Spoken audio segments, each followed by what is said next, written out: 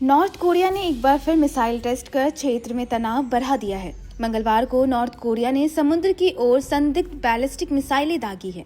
इसकी पुष्टि पड़ोसी देशों जापान और साउथ कोरिया ने की है। जापान के प्रधानमंत्री कार्यालय और रक्षा मंत्रालय ने बताया कि नॉर्थ कोरिया की ओर से संभावित बैलिस्टिक मिसाइलें छोड़ी गई है।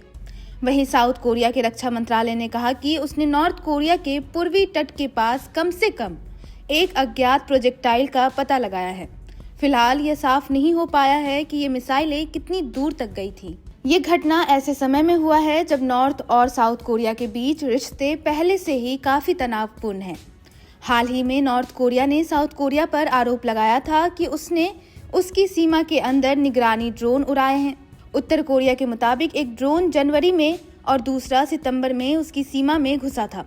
इसके जवाब में उत्तर कोरिया ने कड़ी कार्रवाई की चेतावनी दी थी। हालांकि साउथ कोरिया की सरकार ने इन आरोपों को खारिज किया है। उसने कहा कि उन तारीखों में सरकारी स्तर पर कोई ड्रोन नहीं उड़ाया गया था। साथ ही यह भी जांच की जा रही है कि कहीं ये ड्रोन किसी आम नागरिक की ओर से तो नहीं भेजे गए थे। वहीं एक्सपर्ट्स का मानना है कि ड्रोन को लेकर लगाए गए आरोप दरअसल साउथ कोरिया के खिलाफ माहौल बनाने की रणनीति हो सकते हैं।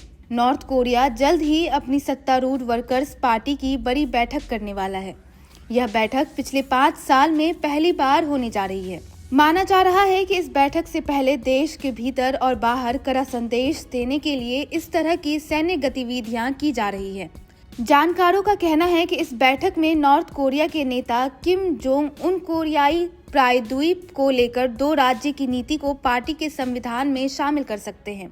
अगर ऐसा हुआ तो यह एक बड़ा रणनीतिक बदलाव माना जाएगा। आपको बता दें कि इस महीने की शुरुआत में भी नॉर्थ कोरिया ने हथियारों से जुड़े कई परीक्षण किए थे। उसने हाइपरसोनिक मिसाइलों की परीक्षण उड़ानों का दावा किया था। इन परीक्षणों को खुद किम जोंग उन ने देखा था। सरकारी मीडिया के मुताबिक किम ने देश की परमाणु युद्ध क्षमता को और मजबूत करने की जरूरत पर जोर दिया था।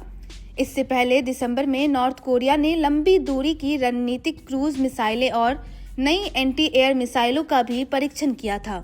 साथ ही पहली परमाणु ऊर्जा से चलने वाली पनडुब्बी के निर्माण की तस्वीरें भी जारी की गई थी। इस पर एक्सपर्ट्स का कहना है कि नॉर्थ कोरिया अपनी हथियार विकास की उपलब्धियों को दुनिया के सामने दिखाना चाहता है। पार्टी कांग्रेस से पहले इन परीक्षणों के जरिए वह अपनी सैन्य ताकत का प्रदर्शन कर रहा है। इससे न केवल घरेलू समर्थन मजबूत करने की कोशिश हो रही है, बल्कि अमेरिका, साउथ कोरिया और जापान जैसे देशों को भी सख्त संदेश दिया जा रहा है। आने वाले दिनों में नॉर्थ कोरिया की गतिविधियों पर पूरी दुनिया की नजर बनी रहेगी। Bureau report, India.com।